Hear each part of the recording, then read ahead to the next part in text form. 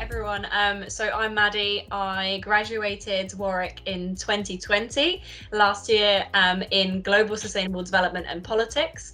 And I'm now working as a Sustainability Officer at Solihull College and University Centre part-time and running my business, Scrubby, the rest of the week. Hi everyone, I'm Rebecca. I'm a fourth year studying ancient history and classical archaeology with study in Europe at the Classics department here at Warwick. Last year I was away on my year abroad in Rome, which was really exciting, but now I'm back here and studying hard for my final push. I'm also in my spare time really passionate about saving the environment and sustainability, which is why I'm talking to Maddie today, and it's really exciting to be able to speak to her about her experiences and what she's been doing for sustainability since graduating. Could you tell us a bit more about the project and how the university helped you with it? Yeah, definitely. So I founded Warwick Cup with two other students in our final year of university. They were both also Global Sustainable Development students, Holly and Ellie. And basically we started it because from our time in Australia studying abroad, all three of us worked on a project out there called Warwick Cup. And it had a very similar structure to Warwick Cup, and it was all about the circular industry around cup and coffee culture.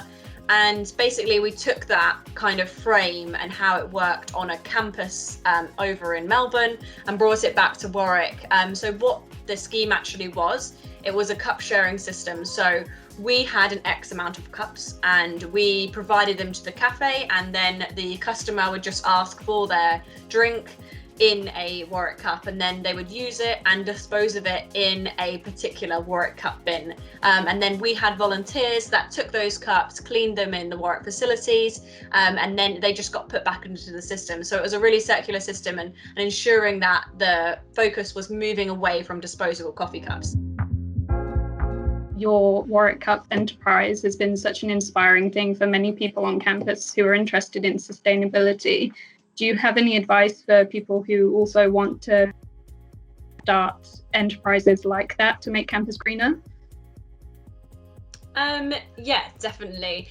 I would say just really go for it, because our kind of so basically what happened was we had the idea when we were in Australia to bring this back to Warwick, and we first initially had a few conversations with positions of people in the college, in the university, and we kind of got hit by a bit of backlash saying that, oh no, there's currently a little bit of a plan to do this anyway, so we don't really want this to become a thing.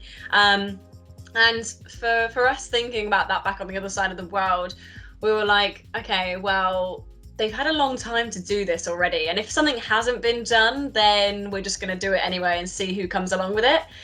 Because really the beauty of starting something at university is that you have nothing to lose, you have no money to lose, which is great, you have no job to lose because you are a full-time student, and it's just a position to be creative and do whatever you want, and there's no kind of scariness of like, oh god, if I fail, I'm literally like, there's no other option, because you know you're eventually going to graduate and go on to do something, whether it's that or it's something new.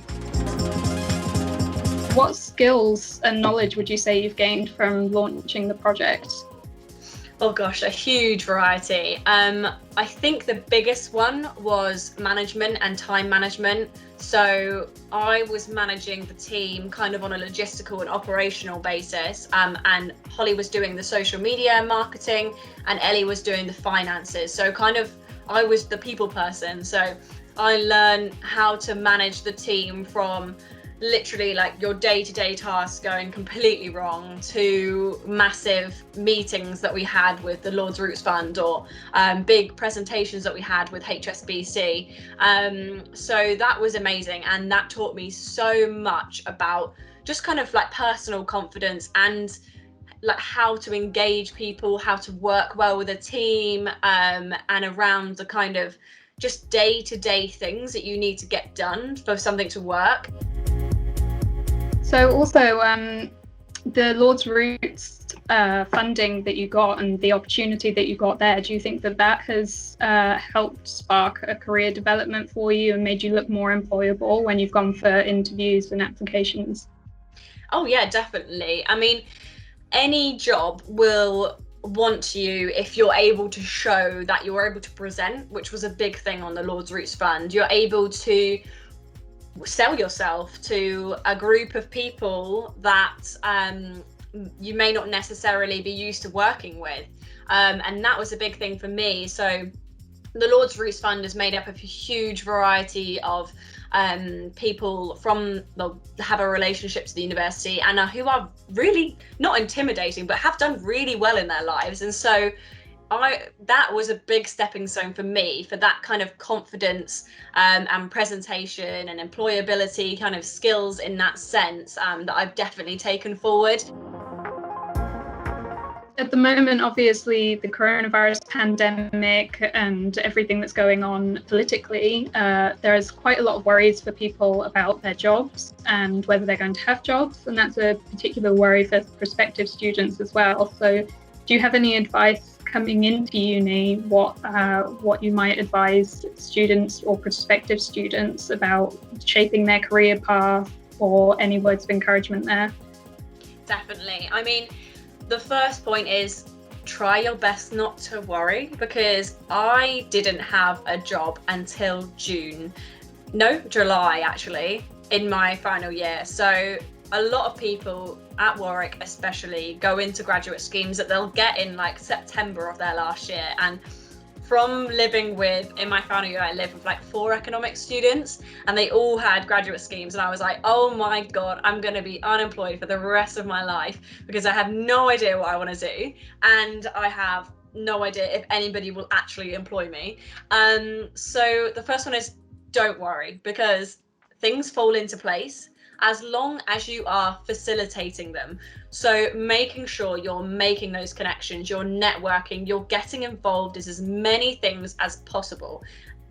This job that I actually got, I applied for just on a whim. I really didn't think I was going to get it. It was fully not for a graduate. And I think that's a really important thing to remember. If you can sell yourself and you've done stuff at university, that gives you the experience and knowledge and skills that the typical university graduate wouldn't have. You can apply for jobs that aren't for university graduates. And I did, and they told me at the interview that I was the youngest person that applied by 15 years. So that's the thing, like, if you don't think you're going to get it, then like, that's okay, still apply, because I applied for jobs that I was like, oh, I'm definitely qualified to do that, like that's a graduate scheme, I'll like, that'll be really interesting. Didn't get it, but ended up getting this job. So it's the way that you can explain things that you've learned and skills that you've learned and experiences you've had that can translate. So honestly, don't stress, because as long as you are facilitating and making those changes in your kind of professional like career life, then things will fall into place eventually.